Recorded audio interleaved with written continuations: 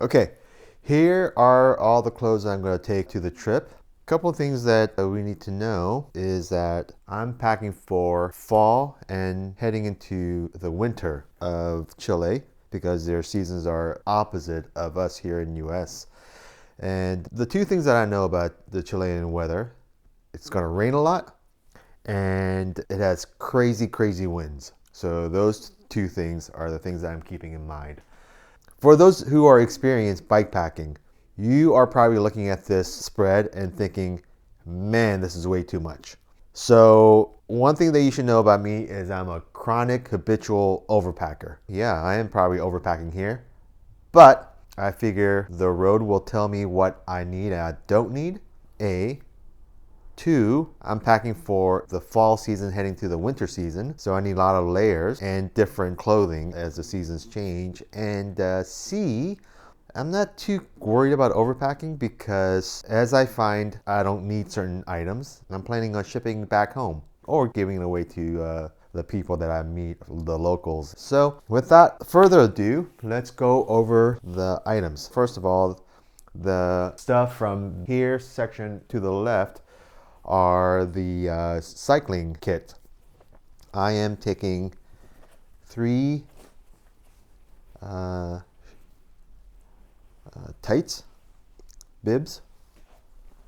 Um, so a regular cycling short for the fall weather, and I will be alternating that with the bib knickers for slightly colder and or just to alternate between the days when one shorts is still drying out from the day before. I imagine as it gets later in the trip and gets colder, this I will send back home, the shorts, because I'm sure it'll get too cold for that. Then it'll be alternating between the knickers and the full length bib tights. So those are what I'll be wearing. I have a fall jacket, windproof and water resistant. Then later on in the season, I'll be wearing the winter jacket, much thicker and has a built-in, interestingly enough, a built-in layer.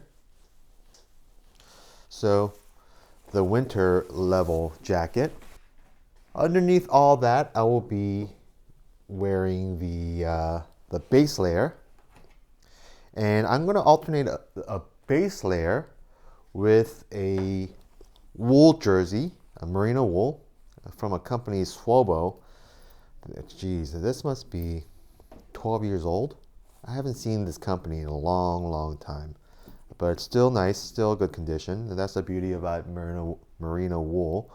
So I imagine I'll be alternating between the base layer and the merino jersey, alternate days.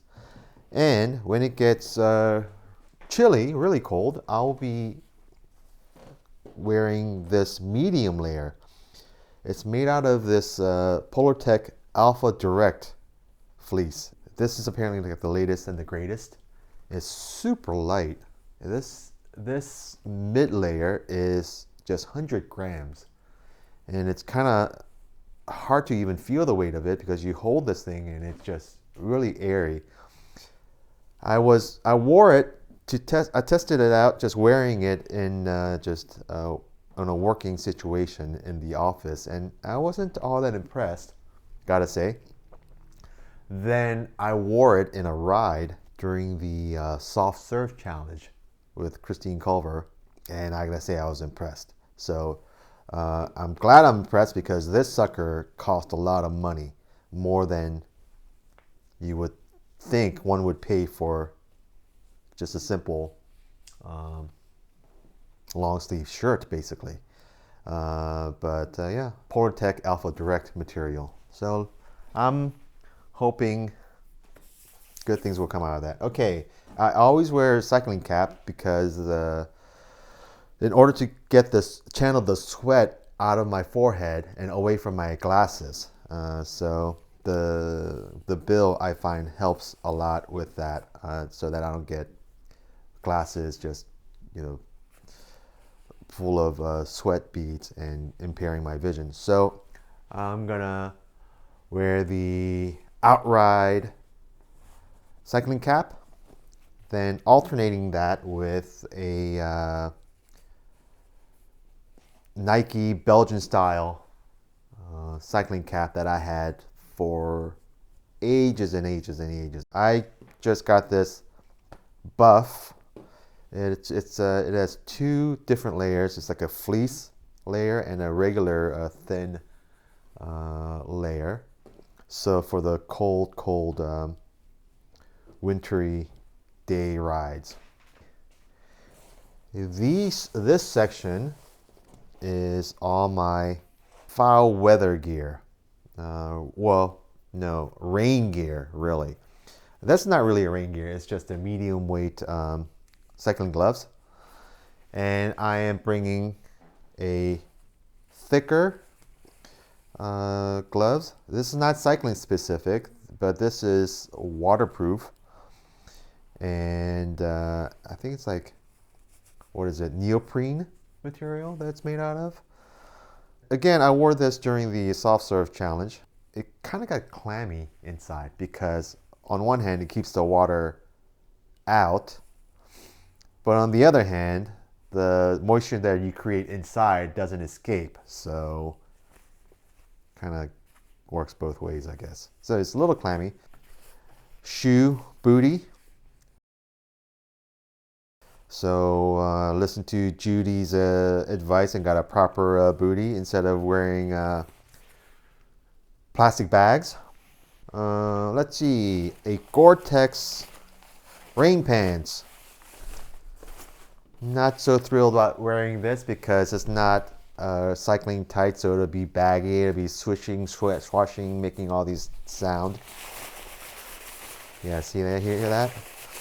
Making all these sounds while I'm pedaling. It is form-fitting, but it's not obviously not a cycling shorts. So let's see how it goes. I haven't worn this yet because LA, as you know, unfortunately has been very dry this winter season, so I haven't had a chance to test it out. Here is the infamous, the legendary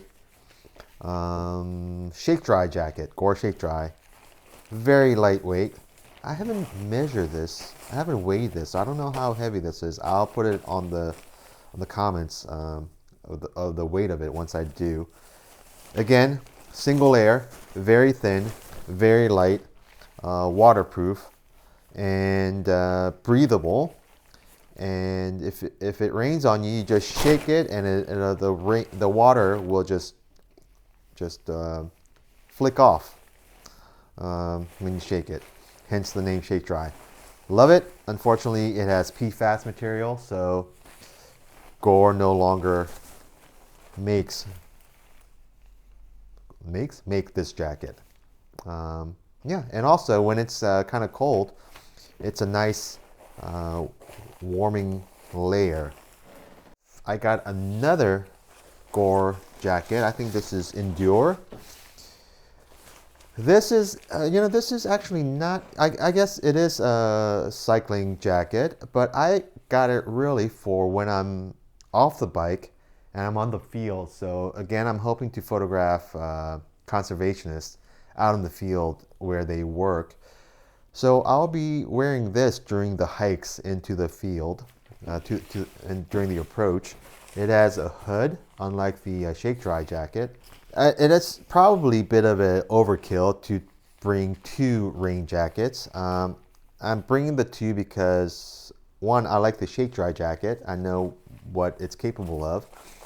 And but if I find that it is redundant and the Endure works just fine. The Endure, this jacket is not form-fitting the way Shake Dry jacket is. So We'll see how it goes. If I find that having two is redundant and I need to send one back, I'll probably send the Shake Dry jacket back. Get rid of that because of the fact that this jacket, the Endure jacket, has a hoodie. So yeah, kind of again, I'm taking both to see how they compare and work at work. These are the off the bike clothes. First, merino wool base layer, tights, got some holes, but still works. Merino wool, gotta love them. Gonna be wearing just this Fjallraven pants. It's a technical hiking pants. Usually I don't buy stuff like this because it's a very specific specialized pants. I don't go hiking.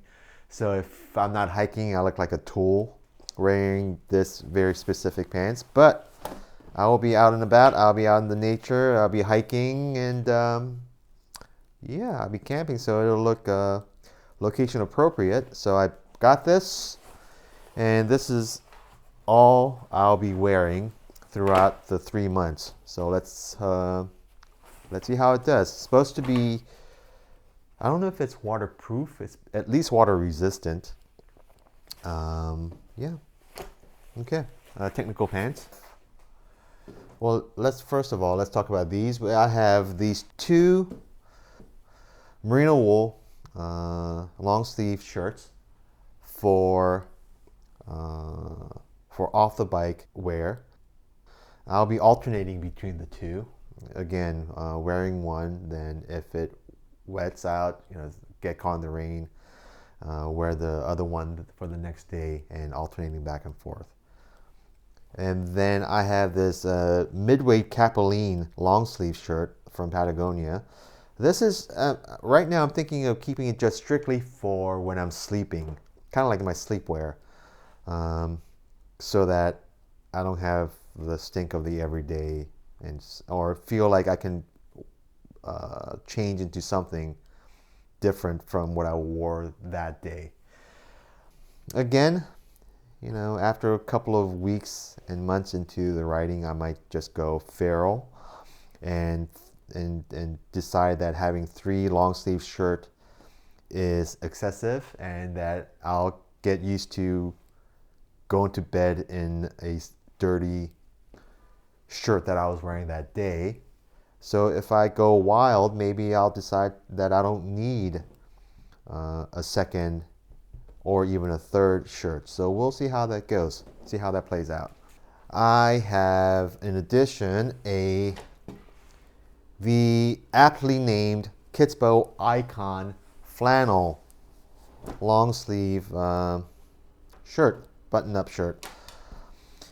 The legendary Icon, made out of Pendleton wool, really comfortable. This was designed for cycling, so it has all these cycling specific features, like the cut in the back so that you could extend your arm in the forward position and not feel constricted.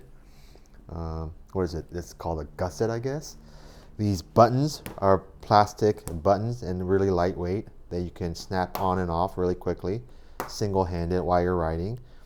Just very comfortable.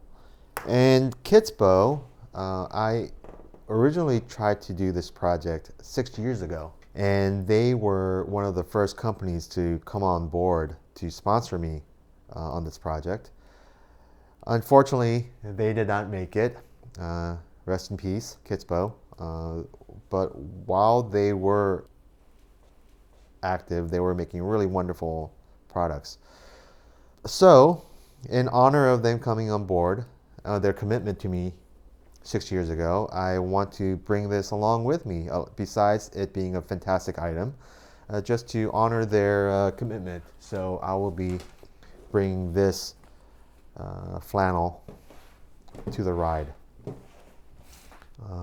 We have the R1 hoodie from Patagonia, pretty famous flannel, lightweight, and the baffle design of the R1 material it keeps it really warm when you're active, and with the hoodie. So I am gonna combine this with the Patagonia puffy jacket.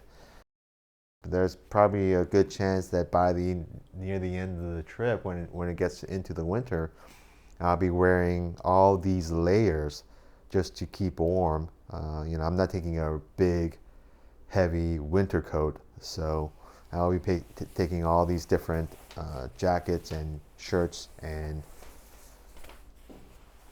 layers to have multiple layers of warmth. So that's the outerwear.